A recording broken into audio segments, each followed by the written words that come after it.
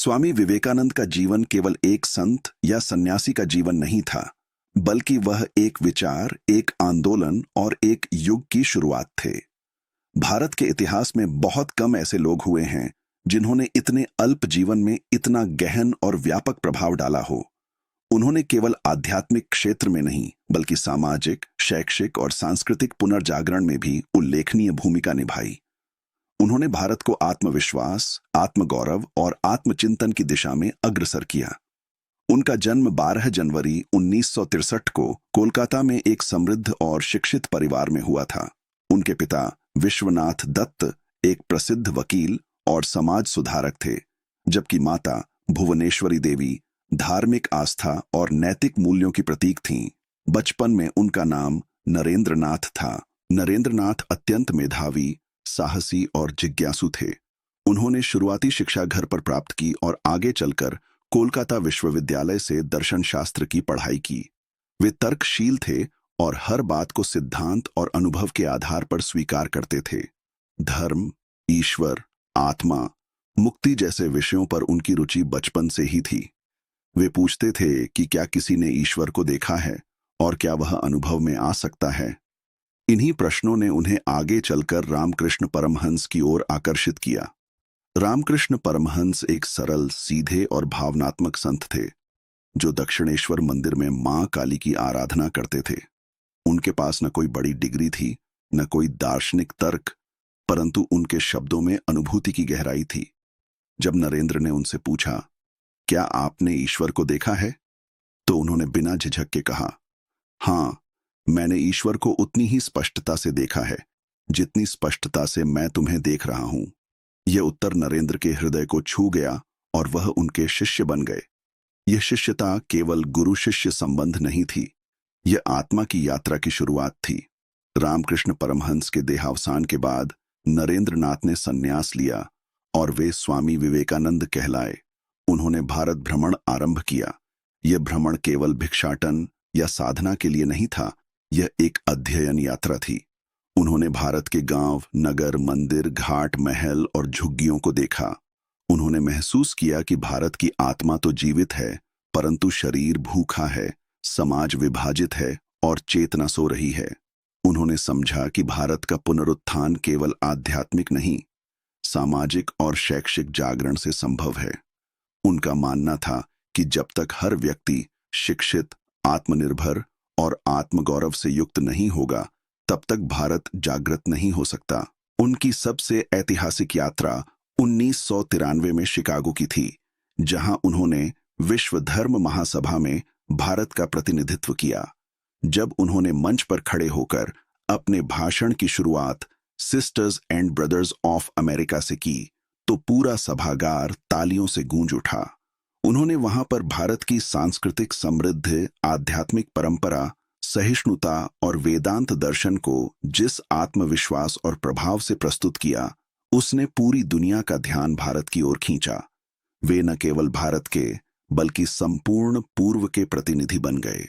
उन्होंने वहां यह स्पष्ट किया कि सभी धर्म सत्य की ओर जाने के मार्ग हैं और भारत ने सदा इस विविधता को स्वीकार किया है। शिकागो के बाद स्वामी विवेकानंद ने अमेरिका और यूरोप के कई शहरों में व्याख्यान दिए।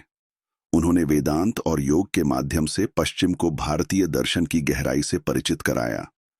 उन्होंने देखा कि पश्चिम भौतिक रूप से समृद्ध है, परंतु आत्मिक रूप से रिक्त। वहीं भारत आत्मिक रूप से परिपक्व है, परंतु आर्थिक और सामाजिक रूप से पिछड़ा हुआ। उन्होंने दोनों के बीच संतुलन की आवश्यकता पर बल दिया। उनका यह दृष्टिकोण भारत के नवनिर्माण की नींव बना। स्वदेश लौटने के बाद उन्होंने रामकृष्ण मिशन की स्थापना की, जो आज भी सेवा, शिक्षा, स्वास्थ्य और आध्यात्मिक उत्थान के क्षेत्र में कार्य कर रहा है। स्वामी विवेकानंद ने सेवा को ही धर्म बताया। उन्होंने कहा कि जब तक लाखों भूखे और अशिक्षित हैं, तब तक हर मंदिर की पूजा व्यर्थ है। उन्होंने भारतीय युवाओं को जागृत किया, उन्हें आत्मविश्वास और नेतृत्व का मंत्र दिया। उनका प्रसिद्ध कथन, उठो, जागो और तब तक मत रुको जब तक लक्ष्य प्राप्त न हो जाए, आज भी लाखों युवाओं की प्रेरणा है। उन्होंने महिला सशक्तिकरण, जातिवाद के उन्मूलन और सामाजिक समरसता की बात की। वे मानते थे कि भारत तभी समृद्ध हो सकता है जब समाज के हर वर्ग को समान अवसर मिले। उन्होंने कहा कि स्त्री शिक्षा समाज की रीढ़ है और यह आवश्यक है कि महिलाएं आत्मनिर्भर बने। उन्होंने धर्म को केवल पूजा तक सीमित नहीं रखा, बल्कि उसे जीवन जीने की शैली बनाया। उनका वेदांत मानवतावादी था, जो आत्मा को ब्रह्म से एक मानता है और सब में उसी परमात्मा को देखता है। स्वामी विवेकानंद का दर्शन केवल पुस्तकों में सीमित नहीं था, वह व्यावहारिक था। उन्होंने कहा कि शिक्षा का उद्देश्य केवल जानकारी देना नहीं, बल्कि चरित्र निर्माण करना है। उन्होंने युवाओं से आह्वान किया कि वे शक्ति, आत्मबल और अनुशासन को अपने जीवन का हिस्सा बनाएं। उन्होंने कहा कि भारत को पश्चिम से केवल तकनीकी ज्ञान की आवश्यकता है, परंतु उसकी आत्मा अपनी संस्कृति, परंपरा और आस्था में ही है। स्वामी विवेकानंद ने धर्म, विज्ञान, शिक्षा और समाज के बीच संतुलन स्थापित किया।